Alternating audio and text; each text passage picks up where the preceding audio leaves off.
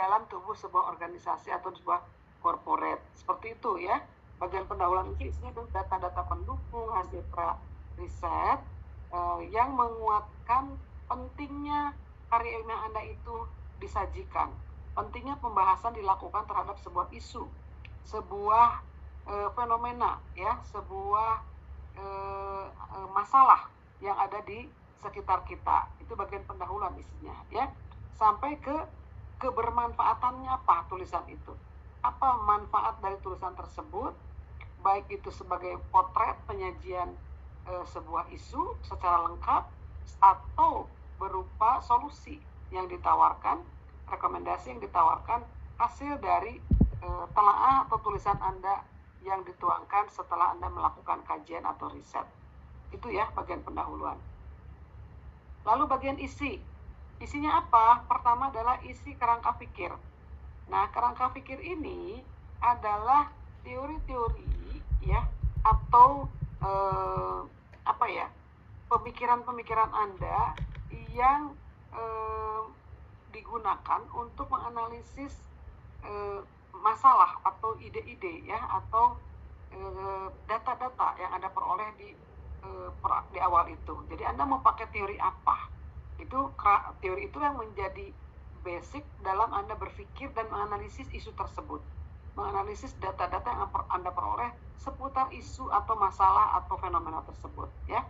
Itu kerangka pikir. Jadi berisi sejumlah teori, sejumlah scientific finding, sejumlah definisi, model-model yang akan membantu peneliti dalam menganalisis isu atau tema penelitian yang terkait dengan fenomena tertentu. Ya, itu bagian isi.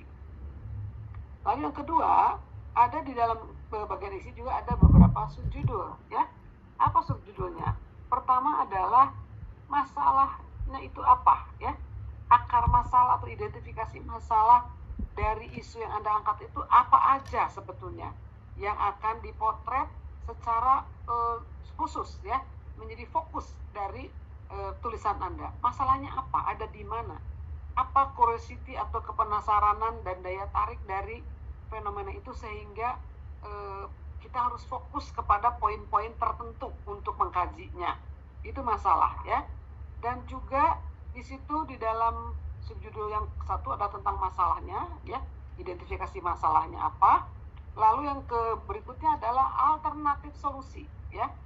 Jadi solusi atau pembahasan ya, analisis dan pembahasan Anda terhadap isu tersebut.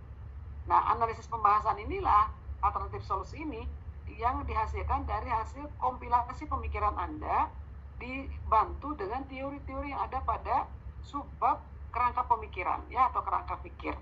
Begitu. Jadi, Anda akan bisa memberikan solusi, memberikan alternatif yang baik untuk memecahkan masalah itu kalau Anda dibantu merujuk pada teori-teori tertentu yang relevan gitu. Nah, teorinya sudah dituangkan di subbagian kerangka pemikiran ya, kerangka berpikir tadi. Nah, termasuk di situ ada pembahasan-pembahasan yang lebih mendalam, argumentasi penulis yang menguatkan solusi yang ditawarkan itu ya. Misalnya harus dilakukan tahapan konsolidasi dalam manajemen krisis.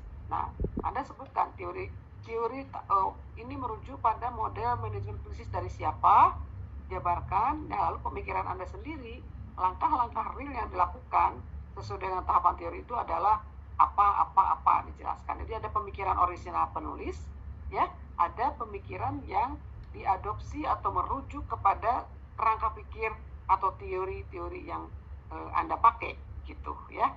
Nah, terakhir bagian isi ini ada kesimpulan dan rekomendasi, ya. Kesimpulan itu adalah poin-poin dari hasil temuan alternatif solusi dan analisis pembahasan terhadap poin-poin permasalahan, akar-akar masalah yang dituangkan pada subbab sebelumnya, ya, subjudul sebelumnya, gitu. Nanti ditulislah kesimpulan Anda seperti apa. Kesimpulan itu bisa berupa poin-poin, bisa juga berupa narasi teks, ya. Tapi kesimpulan nggak boleh terlalu panjang karena dia merupakan abstraksi hasil meringkas dari apa yang sudah dituangkan pada alternatif solusi atau pemikiran dan pembahasan Anda, begitu ya.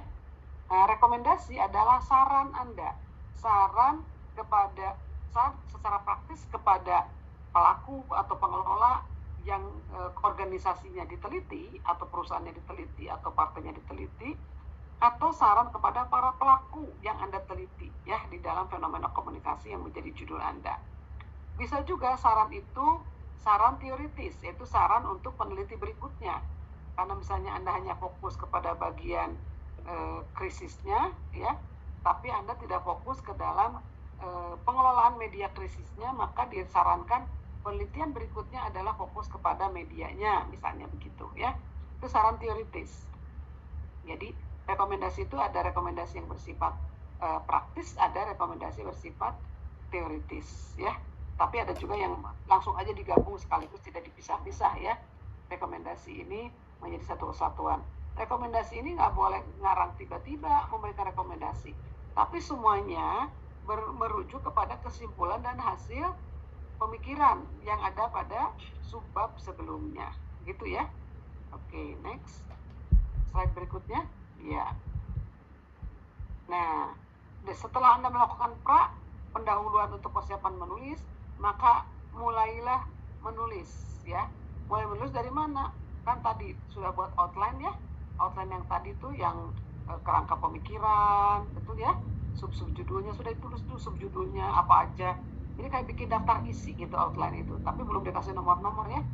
Jadi kasih daftar isi pendahuluan, kerangka pemikiran, masalah atau identifikasi masalah, alternatif solusi, pembahasan dan pemikiran gitu ya. Nah, sudah dibuat, tapi bukan hanya sekedar masalah, langsung ditulis di bawahnya isi masalahnya itu apa gitu ya. Nah, jadi berdasarkan karangan yang telah disusun, bikin outline, diisilah dari setiap subjudul outline yang sudah Anda buat itu. Pendahuluan tadi kan saya sudah kasih tahu. Tulislah mulai pendahuluan. Pendahuluan itu tadi menjelaskan fenomena apa yang Anda potret ya. Lalu kemudian ditambah dengan data-data pendukung yang menunjukkan penting banget loh untuk menganalisis dan mendiskusikan isu tersebut, karena misalnya nih faktanya sekarang sedang marak bla bla bla bla, sekarang ada datanya, silakan Anda cari dari laporan-laporan, dari penelusuran internet, dari website ya, dari data-data yang ada di media sosial, itu di pendahuluan seperti itu. Tulis langsung ya, dituangkan. Lalu kemudian di subjudul berikutnya diisi, itu tulislah kerangka berpikir, yaitu menuliskan teori-teori yang akan dipakai untuk menganalisis fenomena tersebut. Kalau fenomena tentang tentang manajemen konflik, berarti tentang teorinya ada tentang komunikasi organisasi, manajemen konflik, jenis-jenis konflik dan seterusnya ya. Nah, jangan berhenti di pendahuluan, terus langsung masuk ke subjudul berikutnya ya. Nih, menulis dan terus menulis, jangan ingin sempurna sekaligus, karena memang kalau ingin sempurna itu malah jadi mandek-mandek.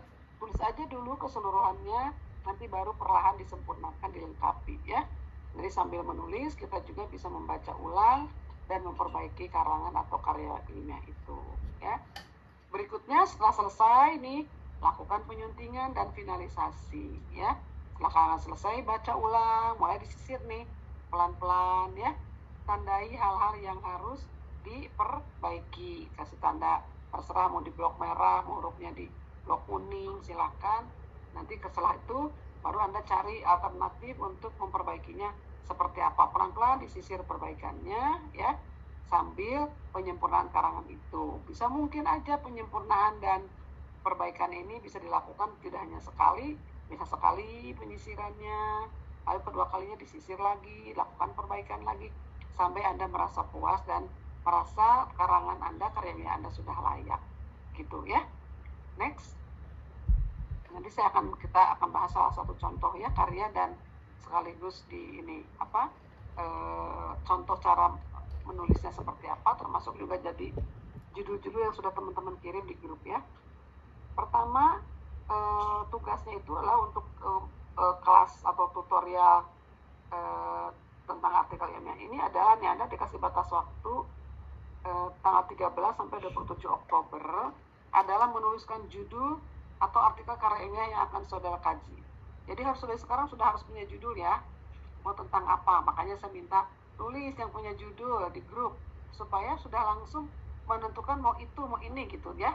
sudah pasti. Kalau masih bingung judulnya, nanti mau nulis dari mana ya? Nah, ini akan mulai. Lalu setelah selesai menuliskan mengunggah artikel yang memuat rumusan masalah. Nah, jadi setelah punya judul, buat rumusan masalah ya. Permasalahannya apa?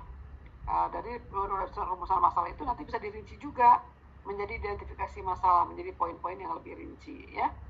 Lalu dibuat, Anda harus mencari 5 jurnal bereputasi baik nasional maupun internasional yang terbitan 5 tahun terakhir atau 10 tahun terakhir.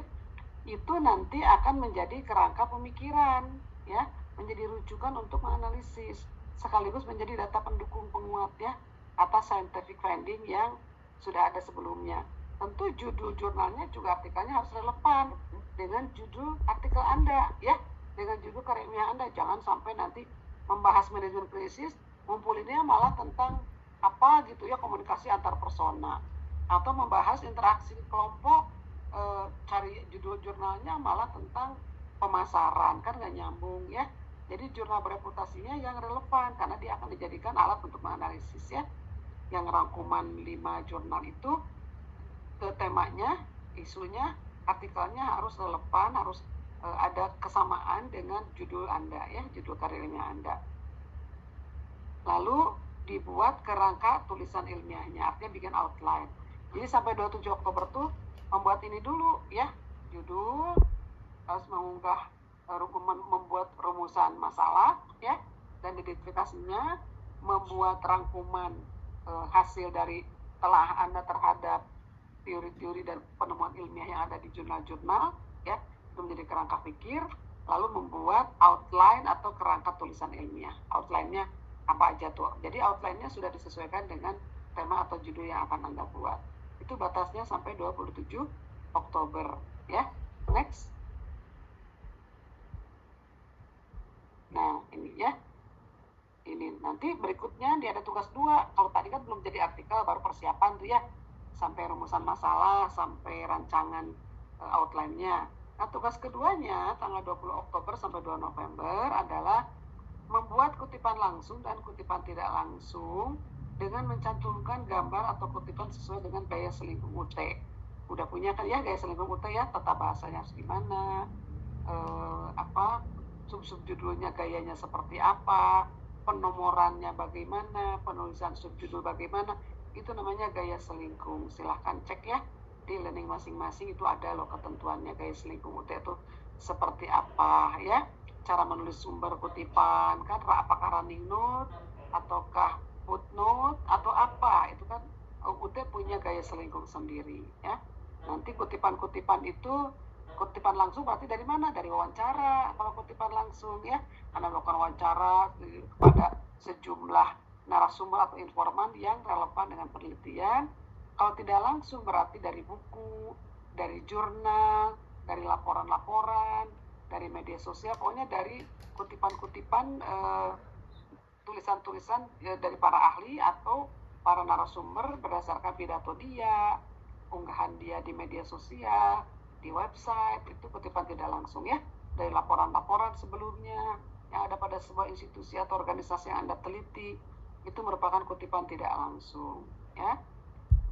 Nah, ini semuanya ya, ketentuan ini terdapat pada panduan mata kuliah karir ya, mata kuliah, lalu mata kuliah karya ilmiah, yaitu membuat daftar pustaka dan atau bibliografi. Daftar pustaka itu nanti menunjukkan buku-buku atau jurnal-jurnal yang Anda kutip ya, sebagai sumber dari kutipan langsung maupun kutipan tidak langsung. Nah itu tugas kedua ya. Tugas ketiganya adalah finalisasi dari karya ilmiah Anda. Jadi yang tadi sepotong-sepotong tuh ya, setahap itu awal dulu, dari mulai pendahuluan sampai rumusan masalah, identifikasi masalah ya, sampai jurnal-jurnal yang dikutipnya apa. Tugas kedua harus sudah mulai mengkopas dan memindahkan kutipan langsung dan kutipan tidak langsung ya, dilengkapi dengan daftar pustaka atau bibliografinya. Tugas ketiga adalah sudah membuat artikel ilmiah atau karya ilmiah secara lengkap ya.